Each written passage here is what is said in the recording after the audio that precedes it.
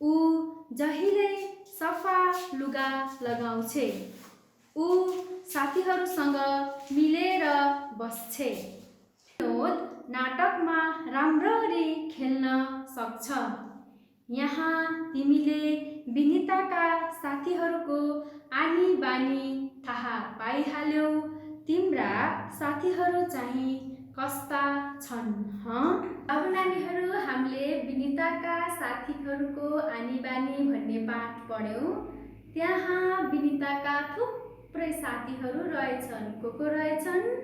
रमेश, विनोद, विप्लव, साक्षी, समानता, अनि को थियो?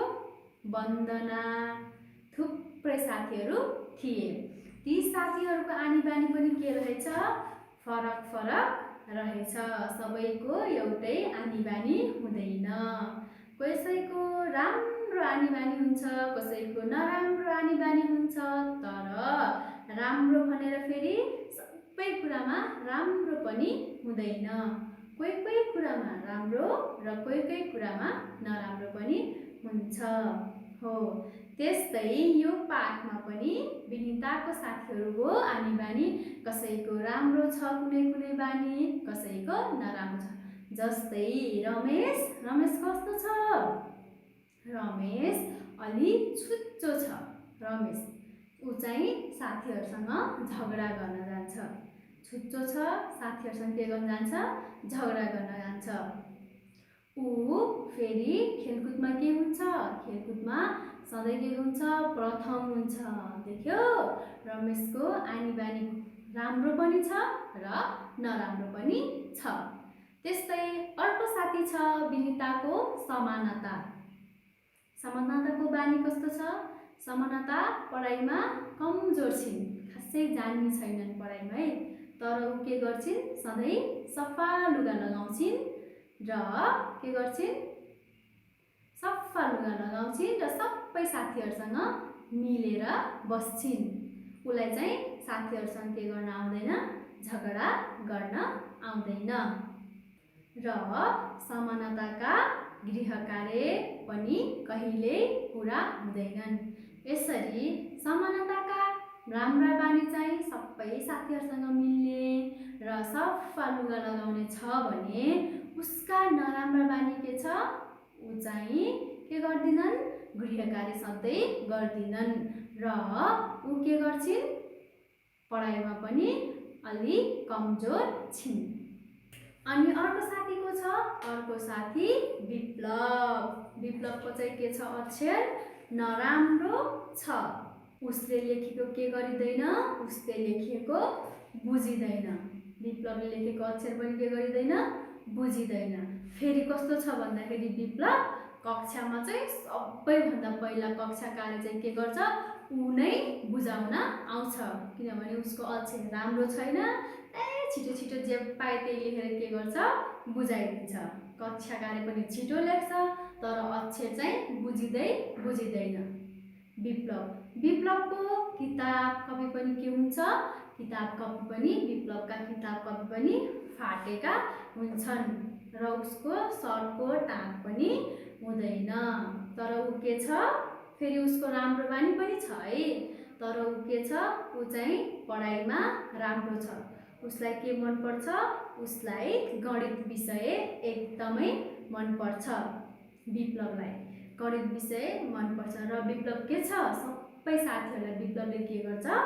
सहयोग गर्छ। विप्लवले आफू जस्तै अरू साथीहरूलाई के गर्छ? सहयोग गर्छ र विप्लवलाई के पनि भनिन्छ? सहयोगी पनि भनिन्छ।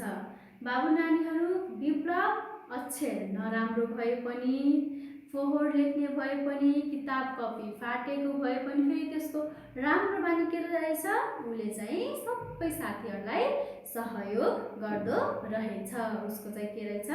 राम्रो बानी चाहिँ साथीहरूलाई सहयोग गर्ने रहेछ।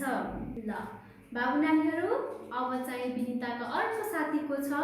विनिताका अर्को साथी छ साक्षी। हो, साक्षीलाई चाहिँ गणित विषय साह्रै गाह्रो लाग्छ है। ऊ साक्षी चाहिँ हत्तपत्त साथीहरूसँग के गर्दिन? बोल्दिन। उसको फेरि अक्षर चाहिँ एकदमै राम्रो छ।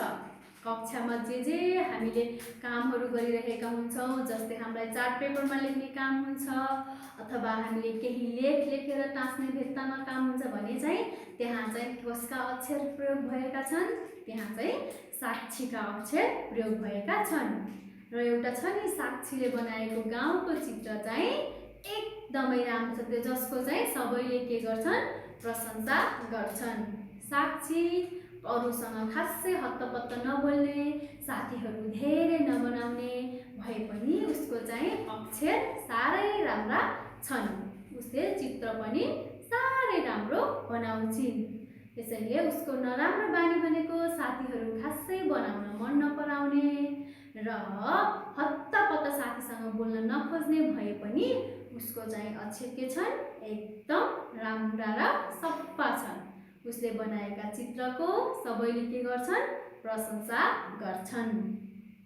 विनिताको अर्को साथी छ विनोद। विनोद चाहिँ कहिलेकाहीँ मात्र कहाँ आउँछ, स्कुल आउँछ। विनोदलाई फेरि अर्काको राम्रो सामान देख्यो भने के लाग्छ, लोभ लाग्छ। त्यसैले विनोदले चाहिँ अर्काको राम्रो सामान देख्ने बित्तिकै यो सामान मेरो भए हुन्थ्यो भन्ने चाहिँ उसको के छ, बानी छ। त्यसैले साथीहरूको केही सामान हराए पनि सबैजनाले के भन्छन्, विनोदले लग्यो होला, विनोदले लग्यो होला भनेर विनोदले कहिलेकाहीँ के गर्नुपर्छ, चोरीको आरोप खेप्नुपर्छ।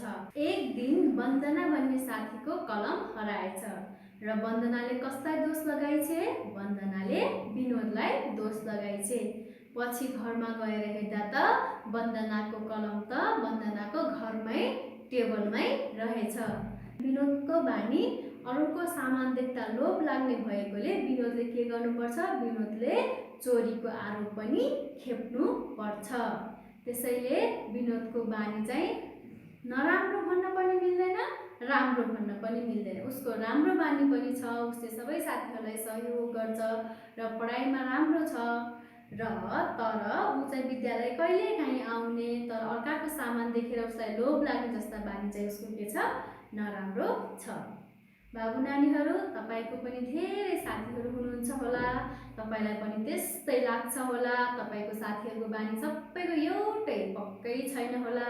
कसैको राम्रो बानी छ होला, कसैको नराम्रो बानी छ होला। तपाईलाई कुनै साथी एकदमै मन पर्छ होला, कुनै साथी मनै पर्दैन होला, तर त्यस्तो चाहिँ हुँदैन है। साथीहरू सबै समान हुनुपर्छ, साथीहरूलाई सबैलाई माया गर्नुपर्छ। किनभने एउटा साथीको राम्रो बानी मात्र हेरेर हुँदैन, उसको चाहिँ नराम्रो बानी पनि हुन सक्छ। राम्रो बानी भएको साथीको पनि नराम्रो बानी हुन सक्छ र नराम्रो बानी भएको साथीको पनि राम्रो बानी हुन सक्छ। त्यसैले बाबु नानीहरू, हामीले सबै साथीहरूलाई समान व्यवहार गर्नुपर्छ र माया गर्नुपर्छ अनि साथसाथै साथीलाई सहयोग पनि गर्नुपर्छ।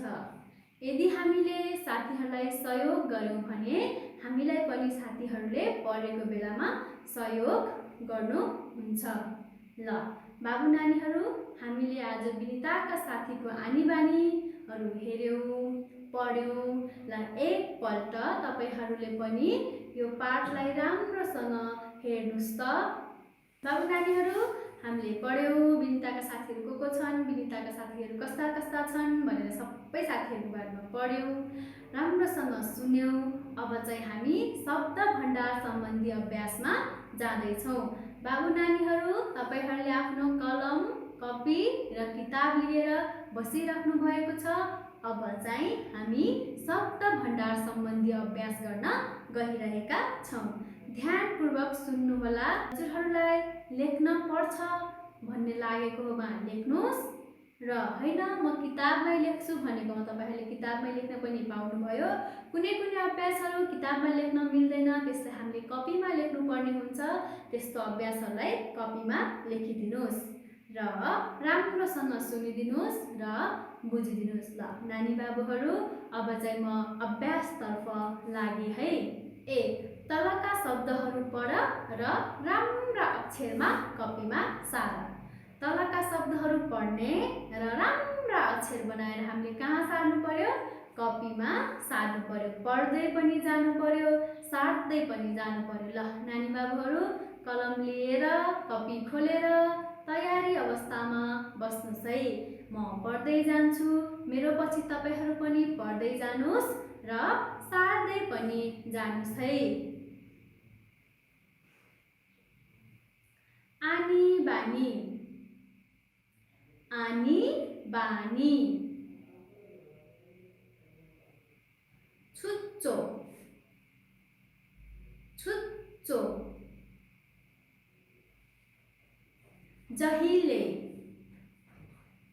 जहिले। फाटेका, फाटेका। Shirt, shirt. हट बढाएर, हट बढाएर। तगडा, तगडा। गणित, गणित। गाह्रो, गाह्रो। हत्तपत्त, हत्तपत्त। Chart paper, chart paper. फटाहा, फटाहा। आरोप, आरोप। बाबु नानीहरू यो लेखेको एकपल्ट पढिदिनुस् त सबैजनाले। तपाईले पनि लेख्नु भएको छ होला, राम्रोसँग हेरेर एकपल्ट पढिदिनुस् त। बाबु नानीहरू हामीले 1 नम्बरको गर्यौं, अब हामी 2 नम्बरमा जाँदै छौं। शब्द र अर्थको जोडा मिलाऊ। यो जोडा मिलाउने काम चाहिँ हामीले किताबमै गर्न सकिन्छ। सबैजनाले कलम लिएर किताबमै जोडा मिलाउनु भए हुन्छ। ल अब हामी जोडा मिलाउँदै जाउँ है त। Chart paper, chart paper. Chart paper भनेको के होला? नक्सा बनाउन मिल्ने बाक्लो कागज, नक्सा बनाउन मिल्ने बाक्लो कागज। त्यसमा जोडा मिलाउनुस्। हट बढाएर, हट बढाएर। यसको अर्थ के होला?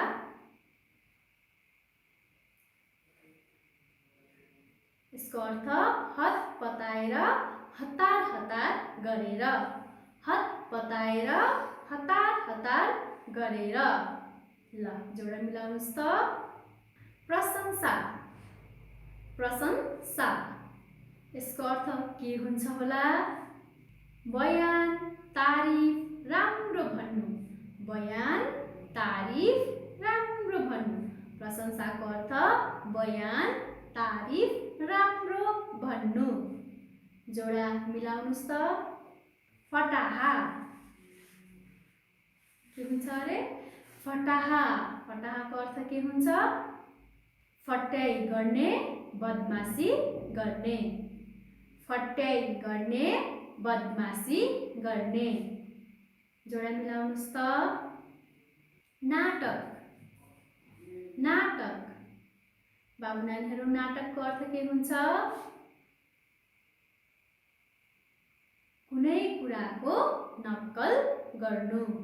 नाटकको अर्थ हुन्छ कुनै कुराको नक्कल गर्नु। यसमा जोडा मिलाउनुहोस्। ल सब बाबु नानीहरू अब हामी पाना नम्बर 76 को प्रश्न उत्तर हेरौँ है। त्यहाँ प्रश्न छन्, हामीले त्यसको के दिनु पर्यो? उत्तर दिनु पर्यो। ल अब सबैजनाले राम्रोसँग सुन्दै जानुस् र लेख्दै जानुस् है त। 7 उत्तर देऊ। क विनिताका साथीहरूको आनीबानी कस्तो छ? उत्तर विनिताका साथीहरूको आनीबानी फरक फरक छ। विनिताका साथीहरूको आनीबानी फरक फरक छ। ख रमेश केमा प्रथम हुन्छ? रमेश केमा प्रथम हुन्छ? उत्तर रमेश खेलकुदमा प्रथम हुन्छ। रमेश खेलकुदमा प्रथम हुन्छ। ग विप्लवको मनपर्ने विषय कुन हो? विप्लवको मनपर्ने विषय कुन हो? उत्तर विप्लवको मनपर्ने विषय गणित हो। विप्लवको मनपर्ने विषय गणित हो। साक्षीले बनाएको गाउँको नक्सा कस्तो छ? साक्षीले बनाएको गाउँको नक्सा कस्तो छ? उत्तर साक्षीले बनाएको गाउँको नक्सा साह्रै राम्रो छ। साक्षीले बनाएको गाउँको नक्सा साह्रै राम्रो छ। विनोदका अक्षर कस्ता छन्? उत्तर विनोदका अक्षर राम्रा छन्। विनोदका अक्षर राम्रा छन्। बाबु नानीहरू, हामीले आज विनिताका साथीहरूको आनी बानी भन्ने निबन्ध पढ्यौँ। त्यहाँ हामीले विनिताका विभिन्न प्रकारका साथीहरूको बारेमा पनि बुझ्यौँ। विनिताका साथीहरूको बानीहरूको बारेमा पनि बुझ्यौँ। त्यसै गरी हाम्रा पनि साथीहरू धेरै प्रकारका हुन्छन्। तीमध्येबाट हामीले राम्रा साथीहरूबाट राम्रा बानीहरू लिँदै जानुपर्छ र नराम्रा बानीहरू हटाउँदै जानुपर्छ। हामीले सबै साथीहरूलाई राम्रो व्यवहार गर्नुपर्छ र सहयोग गर्नुपर्छ। साथीहरूको लागि हामी जहिले पनि सहयोगीको रूपमा अघि सर्नुपर्छ। बाबु नानीहरूले पनि आफ्नो सबै साथीहरूलाई सहयोग गर्नुहोस्, माया गर्नुहोस्, सम्मान गर्नुहोस्। यति भन्दै आजको मेरो यो कक्षाबाट म पनि बिदा हुन्छु। हजुरहरूलाई पनि धेरै धेरै धन्यवाद। तपाईहरूले यतिका बेलासम्म मलाई साथ दिनुभएकोमा र यति भन्दै आजलाई म यही बिदा हुन्छु। धन्यवाद।